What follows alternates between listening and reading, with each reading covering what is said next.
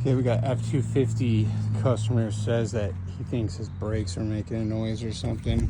I jacked it up, got down here on the driver's side, and you can see that the tie rod is off when you lift it up. It takes that weight off, and this tie rod end has been scraping. That metal right there is the wheel. So she gone. So basically what I'm going to do, because this is so rusted up, we're going to replace the whole thing. Those are pretty expensive.